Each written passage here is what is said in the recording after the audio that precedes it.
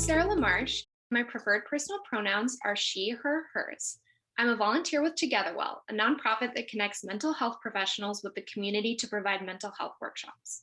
I'm excited to kick off our new series, Meet TogetherWell, spotlighting the TogetherWell community. Today, I have the pleasure of introducing Dr. Ankhesenamun Ball, who is the founder of Being Integrated Clinical Solutions, the president of Northern California Neuropsychology Forum, and also the host of TogetherWell's Third Thursday for Therapists. Dr. Ball, I would love it if you could share your preferred personal pronouns, a bit about yourself, and also your role in your practice. Hi, everyone. Thanks so much for joining us. My name is Dr. Ankhesenamun Ball. I go with her, hers pronouns. And yes, I am the founder of Being Integrated Clinical Solutions. Essentially, it is a group practice with a goal towards providing support and services to children and their families. I created the organization with the goal of serving families that are in the mid range. Essentially, that means families who have private insurance and are middle class, so to speak, based on our federal kind of guidelines, but have the hardest time accessing care for their children, care for themselves, et cetera. So we really look towards supporting that particular population, looking at families who need access to care, but have a really hard time finding paneled providers, et cetera. So that's who we serve. And my role in the practice is I am a clinician. I do both assessment and psychotherapy. I have done neuropsych assessment and psychodiagnostic assessment for a very long time, it feels like. And I also do all of the background work, from hiring to bringing on new clinicians, finding supervisors to support the clinicians, and all of the work that goes into running a business. So my time can be quite limited, but it is a lovely opportunity. So that's a little bit about my current work. My background is actually in behaviorism. I studied as a behaviorist at California State University Fresno. I was actually trained in applied behavioral analysis before there was the certification, which is very interesting that now they have the BCABA certification, BCBA certifications. Well, I guess there were certifications back then, but my degree is actually in psychology with an emphasis in applied behavioral analysis. So I did that work for a very long time, absolutely loved it, and really thought that I was going to go into law.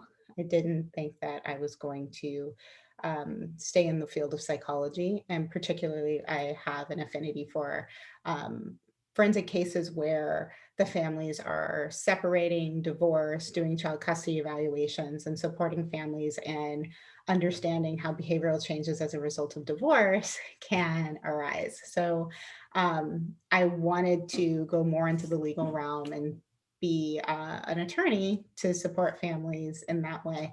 And I guess along the way, I just ended up finding like there needs to be more support on the therapeutic side. So I continued my path and became a licensed clinical psychologist by way of graduate school, and kind of got sucked into pediatric neuropsychology for a long while, which I absolutely loved. And I have forensic training as well, but I didn't do that as much. What I found is actually there was a high need for supporting children what we would call atypical in terms of behavioral presentation, and really understanding how to support parents in parenting those children. And so that became really my focus. And now I'm actually starting to swing back around to that area, my first love, in doing some of the work I'm doing now. That's such important work. I'm so glad that you took a path that is so, it gives so much back. It really does. So what is something that you've learned in all your experience and in your practice? I'd say the biggest takeaway, and it's probably going to sound quite cliche, is communication. It really is important. It doesn't matter if I'm talking to a 98-year-old patient or a 2-year-old patient. It's taking the time to really make space for talking with people and understanding. So for me, communication is a two-step process. It's not just talking, but it's also actively listening. And I think that being able to communicate effectively and be able to listen effectively will get us so much further in our world. It also helps to alleviate a ton of problems because a number of problems are based in miscommunication.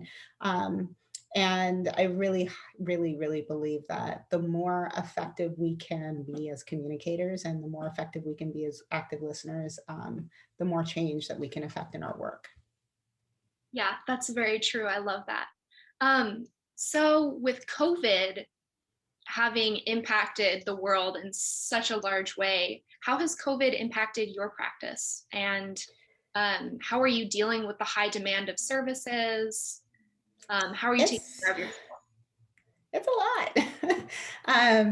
To say the least, it's a lot. For me, particularly, I started my practice, my group practice, right before the COVID outbreak. So we opened our doors officially in October. And I'm still effectively decorating. Um, and then we actually closed the doors about a week and a half earlier before they did the shelter in place, just due to concerns. And I also have really good friends that live in different parts of the world. So I was able to anticipate what was going to happen here in the States based on what's happening where they live. Um, so it's been challenging. I would say I feel lucky though, because I've always had a mindset that you go where the client needs you to be, whether that's driving to their home or offering them services via telehealth. My practice has always been digital. So all my forms, most of my processes have already been online. So just switching completely over to telehealth wasn't a major transition for me.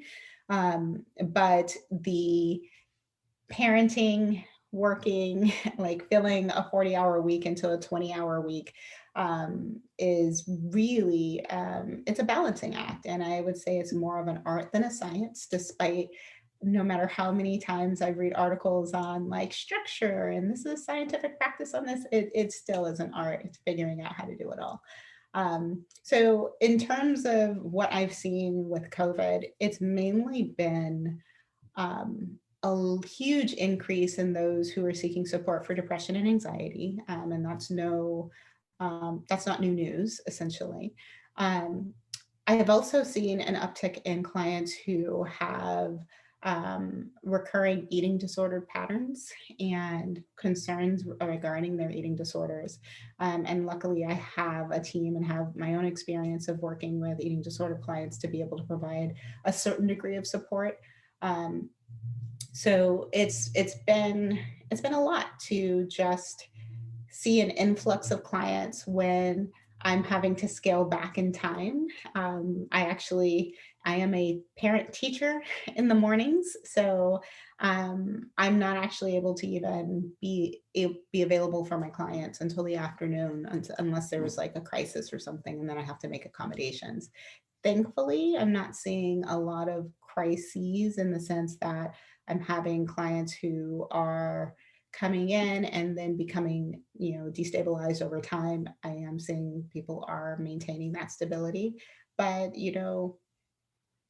this has been an unpredictable, um, I want to say viral season because it's become its own climate in some ways. We get better and then it gets worse and then it gets better and then it gets worse. And so I anticipate there will be a large, large need. One other thing that I want to highlight about COVID and what I've seen is there have always been clients who have had insurance and who've always needed support. But what I've seen with COVID is there's a lot of people who are leaning on that insurance.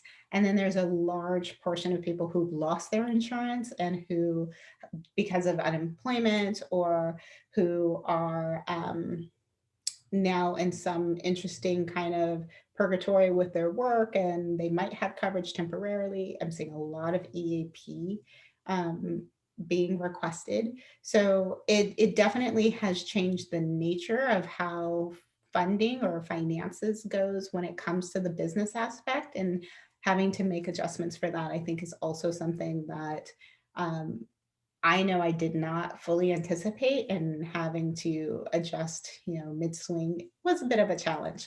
So, if anyone takes anything from this, I would say keeping that in mind that your population, while it may stay the same, the access or how they pay for services, all that can change in the blink of an eye. And then what do you do as the professional?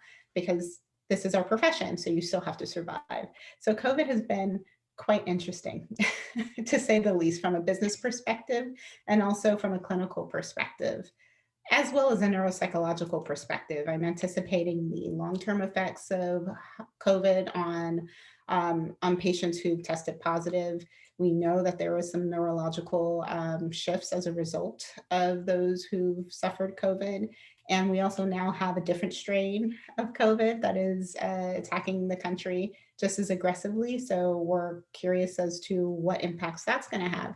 So there's a lot of stuff that are still unknowns, but we're looking at trying to figure out how to get ahead of, so that we can be as effective to our patient base and not just easing or transitioning back into what may become the new normal, but to also understand like what that even means, how to transition back. So there's just a lot with COVID.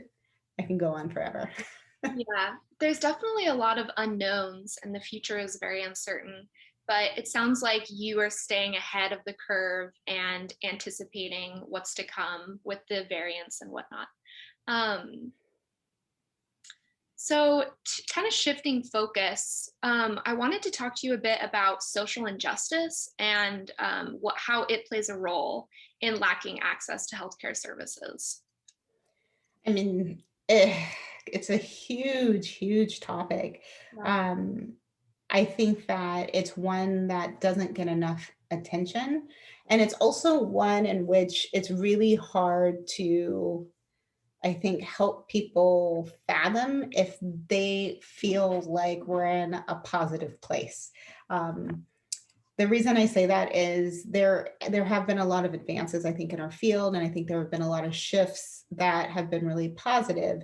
But it's like we've gone an inch when we need to be able to go a mile. And the injustices are systemic. Like, it's not simply about lack of access to just mental health, it's lack of access to everything across the board. So for me, it's a very big topic, and I see that there are a lot of clients that just do not know how to even navigate the system. So trying to ask for help, that who, where, when, is kind of missing from the equation. And part of that, I think, is lack of education, lack of appropriate marketing. I think also there's a huge disconnect between the people at the top that are making the plans and the people, I don't want to say on the bottom, the people on the front lines who are distributing or providing the care. And as a result of that lack of communication, there's more emphasis, I think, on dollars and cents than there is on practical care. And so when I think of just social injustice, I think of concentric circles, almost not concentric circles, I'm sorry, but of systems like Bronfenbrenner systems. It's so interconnected. And in terms of creating access, it's not going to be simply, oh, well, just, we're going to throw money at it. I wish that were the case, but it's not so simple. We've seen money time and time again be given towards various programs, only to find out that that money's not being used for the services that were part of the grant or services that were outlined. So in terms of access, I think we really have to flip the whole picture on its head and start from scratch.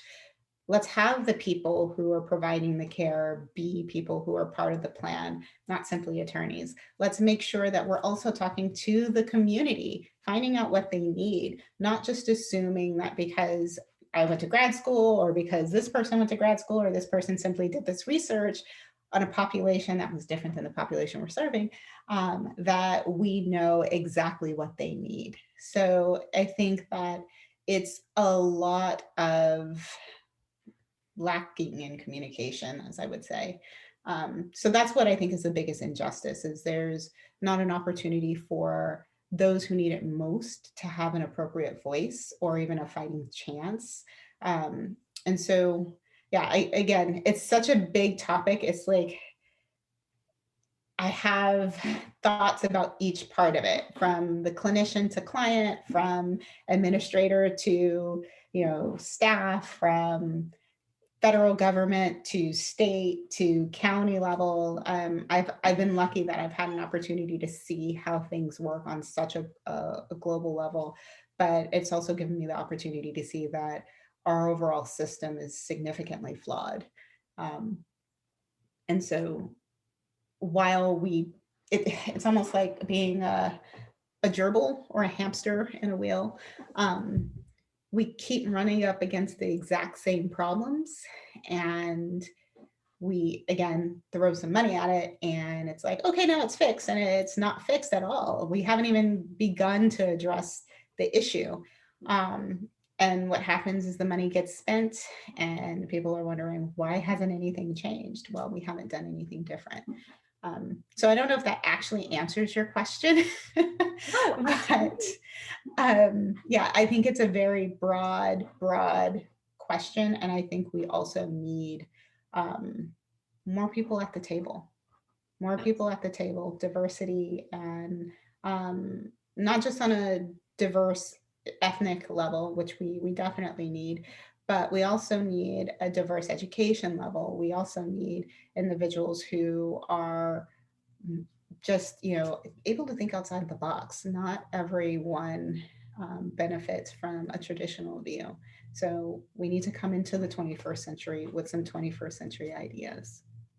I like that. I really like what you said about the concentric circles of obstacles that kind of commingle and create this, create these barriers that are just insurmountable.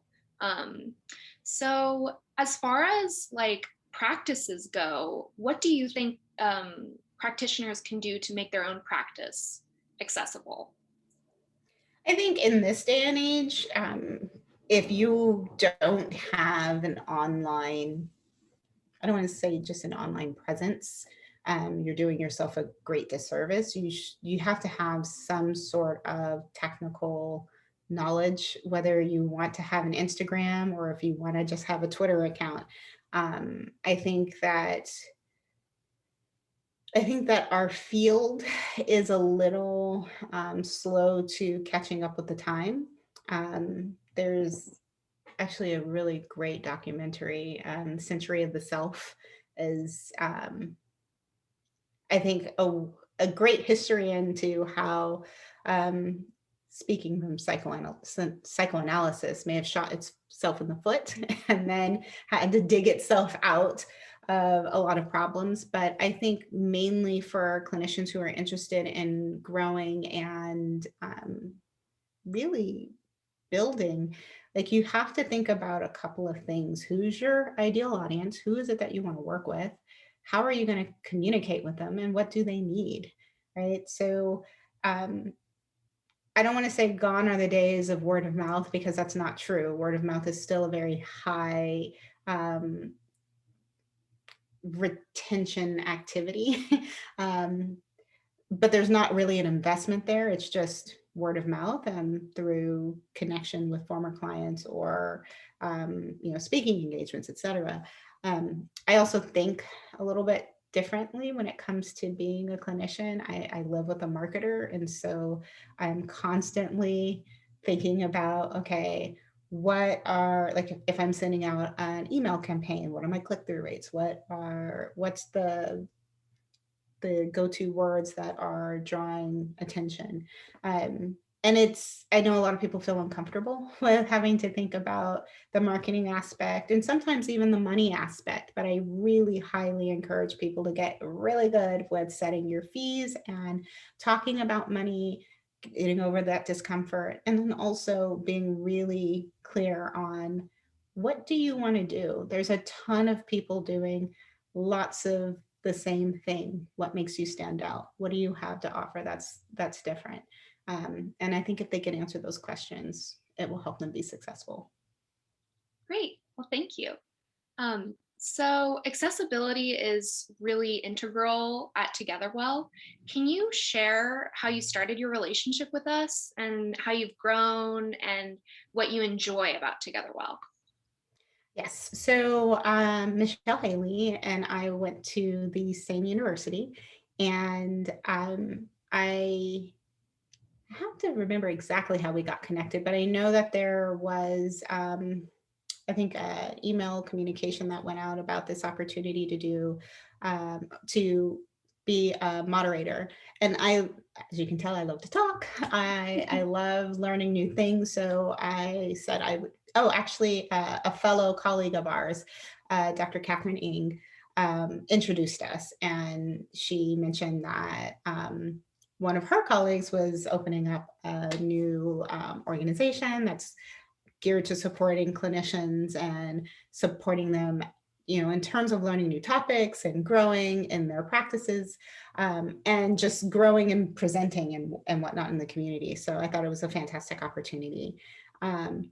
Michelle introduced me to the Third Thursdays and shared with me its goal and TogetherWell's goal, and its mission, which I thought was absolutely fabulous and wanted to be a part. And from that's where history is made. I've been doing the Third Thursdays ever since, and I really enjoy the opportunity of meeting the new folks who are coming in and talking about various topics. As I said, I really love to learn. I love connecting with people in the community because it gives us an opportunity to hear different perspectives and hear different narratives. And so I like being a part of that. And that's kind of how I got stuck.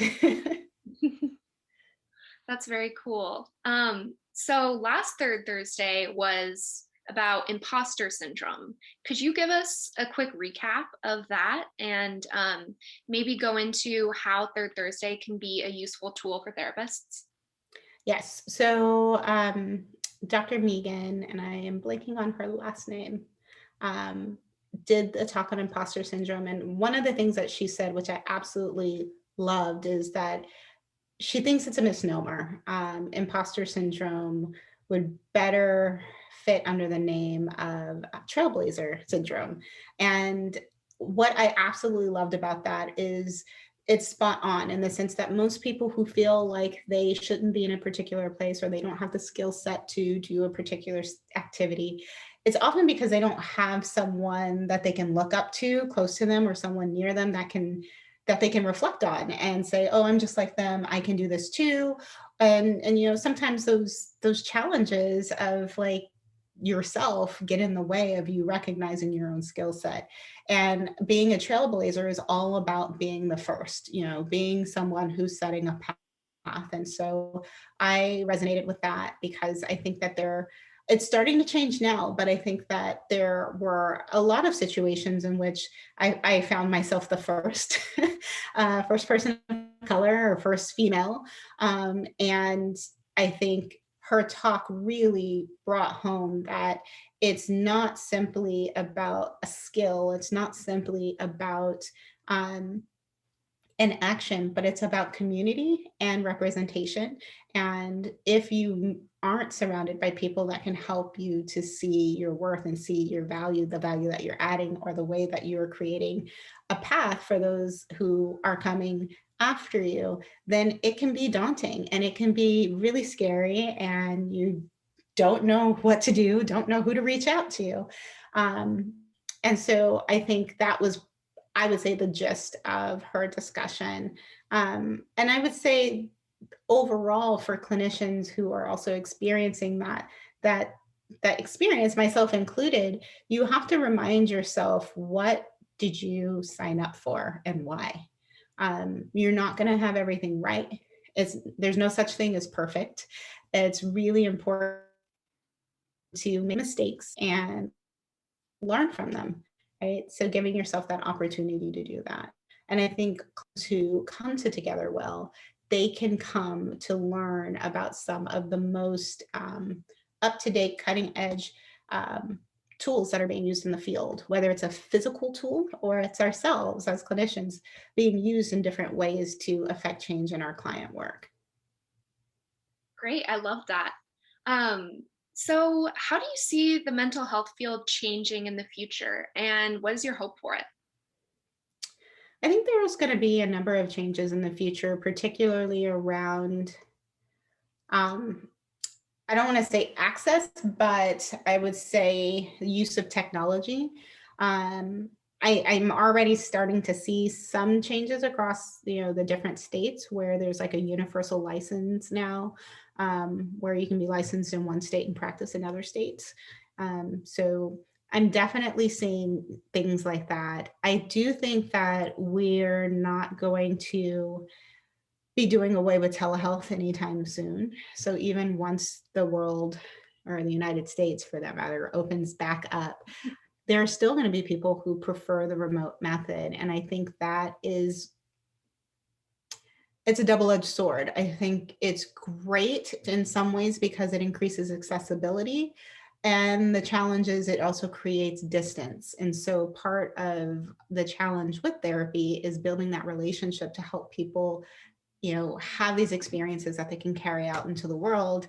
And so it just will look a little different. And my hopes for the field is to increase accessibility, not just using telehealth, but in person. I'm hoping that insurance companies really do look at the influx of, clients that are coming in and think about the providers and how to appropriately accommodate them. I do think that, and I don't know if it's just going to be this administration or if this has been on the administration's mind at all, but we are going to be seeing an influx of need in the area of mental health. And so we need to be making sure that we have appropriate, not just laws, but I can't think of the word right now. It's end of day. Can't think of the word.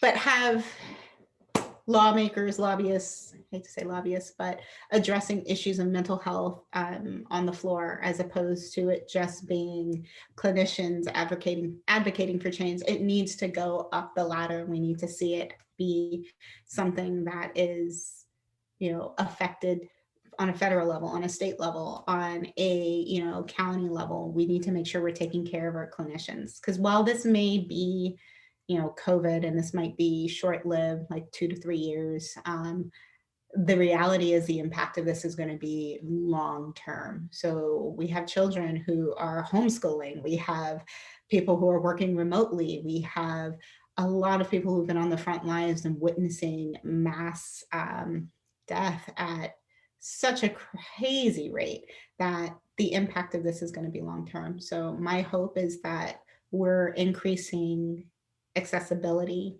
We are not only taking care of our patients, but we're also taking care of our clinicians at the same time. Absolutely. That's why, I mean, TogetherWell is so great, is like it's such a great support system for therapists and also, everyday people. It's just making it accessible and affordable. Yes. So, do you have any last words of wisdom for us before we go? No, I would say if you are not a member, definitely join. Also, submit ideas, talk to people, make connections. I know it's really hard to do in COVID times, but TogetherWell offers the opportunity to network. It offers the opportunity to connect with people and create and forge those relationships that can be everlasting and supporting you in your clinical growth, but also in your clinical expansion, essentially, in terms of growing your practice. And I think ultimately, open up your communication, stay communicating with others, being connected, I think are my last little nuggets of truth. And then also, lastly, make sure you take care of yourself.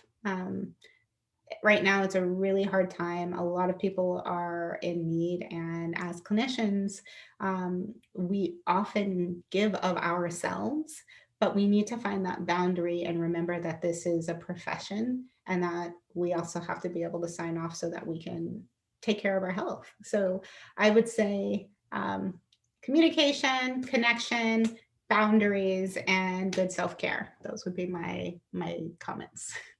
Great. Okay. Communication. What was it? Boundaries. Communication. Well, if we put them in alphabetical order, boundaries, connection, communication, connection, and good self-care. Good self-care. I love that one. That's my favorite.